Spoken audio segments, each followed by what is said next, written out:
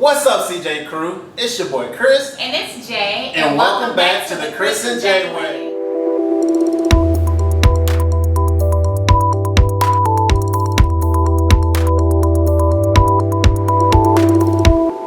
Before we hop right back into it today, we want y'all to like, comment, and subscribe, and share our video. Tell a friend. To tell a friend. To tell a friend. To tell a friend. About us. And to come check us out. I know y'all read the title, and today we're going to bring y'all back into the Chris and Jay Way relationship education class. Education class? Education class. We're taking them to school. We're taking them to school on relationships. Taking y'all to school. So get y'all pen and paper. Get ready. Notebook. Jot it. Let's get into it. Got a chalkboard right here. You ready? It's somewhere. Okay. Anyway. Alright, so today we're talking basically about balance in a relationship. We'll pull out, this is what the topic for us that we will actually discuss today.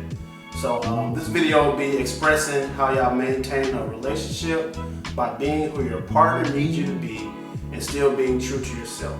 So the key word here today is balance. The first thing we said we're going to talk about is individualism in a relationship. So I mean, the number one thing that's mutual across the board here is you have friends before you got in a relationship, and you're going to remain to have friends. You should. So go out with them friends, turn up with them friends.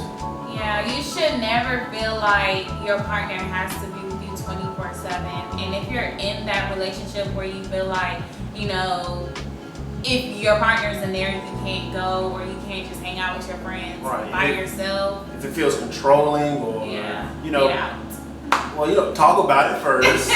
don't just walk. Nah, I'm leaving. You're not gonna tell me where I can and can't go. That's true. I don't do that, but that's true. You should not be in a relationship that's controlling. Yeah. So go with your friends, do what you do, go with your family, have fun. So that's the number one thing there. The second thing there is, you know, having goals, individual goals. So if you set a goal that you wanted to start a business, start that blog, go back to school, go ahead and do that stuff. Even though you're in a relationship, you may have you may have relationship goals, but remember your individual goals too. Don't just forget about what you wanted to do for you. Don't forget about that. Right. You should have had goals coming into the relationship, so you should always remain focused on those goals too, outside your couple goals. And your partner should be pushing you to do those goals. Now, if they ain't pushing you to do them goals, you give them the boot. Boot them. Out. Skedaddle. Bye. Out the door. So on to the next topic. Being there for your partner. Being there for your partner. Being there for your woman is being a leader, being a provider, being there to comfort her, showing and being that perfect example for her when times get hard or when things get rough. You're there for her. You gotta remain strong. You gotta remain strong. You gotta be that solid rock foundation for the relationship. And even though you have to be that solid rock foundation for the relationship, it's also good for the male to feel comfortable in expressing his feelings and you know, his emotions, because of course, you know, in the Black community, male are taught to always be strong and not to cry, not to show emotions, because that's portrayed as being weak. It is okay to shed a tear, feel vulnerable. I mean, that being vulnerable and being able to tap into your feelings, I feel like that's what makes you a man. Yeah. Hiding it does not make you a man. It only makes you less of what you're supposed to. And it put more pressure on you too, because those emotions literally weighing you down, and then that goes back into your relationship. You can't be there 100% for your partner because you have battling with some of your head. so many emotions. And eventually you're gonna blow. So from a male perspective, that's how you be there for your partner, support them, care for them. And also going back to knowing your partner too. Knowing your partner. Knowing when something is wrong, to be able to say, hey, like, are you okay? Let's talk about it. Like, what's going on? And I think that's more so because, like we talk about in the Black community, most men are taught to, you know, shelter that. So I mean, I feel like as one of the women's role is to, you know when your man has something going on. So you know, and being that nurturing, loving body. Stop. From a woman's perspective, being there for your partner is pretty much being that backbone in a relationship. Like we mentioned earlier, knowing your partner and knowing when something is wrong. Like, men are gonna say like, I'm okay. So just like pressing the issue, like, what's wrong? Let's talk about it. Right, and having your man feel comfortable with opening up a conversation. So Yeah. I think women bring a lot of comfort to the relationship.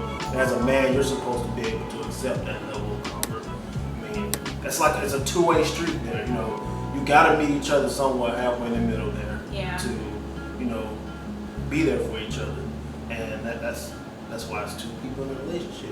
Yeah. What they say, it takes two people to tango. Two. Not one. So the next topic or part of this discussion is creating space within a relationship. And I'm big on, taking my little spaces. I don't want to call them breaks because it's not breaks. They're not breaks. This is point of emphasis. This is done within the house. This is not, in the house. Yeah, this ain't no open to go stay here for 3 days. No. Creating space. Yes. So that means you go in that room and not stay out yeah. there. So you guys, if you've seen our empty apartment tour, we have 2 bedrooms, and in our other apartment it was a 2-bedroom apartment.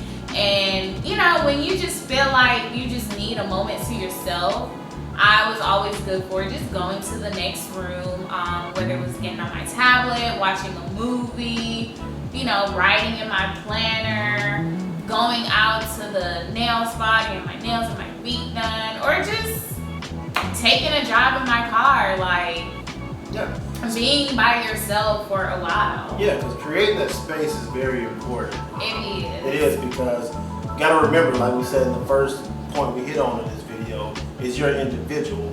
And as an individual, you still need to be alone and time to think for yourself sometimes. So, I'm not saying like you're gonna get tired of your partner as if you want to be away from them. But there's gonna be times where you just don't want to be bothered. Yeah. You want to be alone. I'm not saying alone forever. Just give me about 30 minutes, an hour. Let me go in here and watch TV, play the game. Yeah. Do something for yourself in that time. Self-reflect, so that way, if you don't take space, I feel like tension builds up eventually, and it's going to create an argument that doesn't need to be there. Just because y'all both just frustrated and don't know how to say, I just need to be space. I need.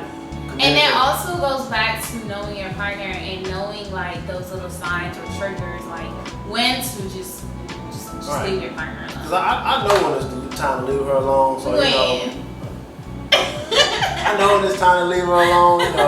You can it's just all over her face. So, like just give me 5 minutes. I just be like, okay. All right, I'm just gonna go watch a movie.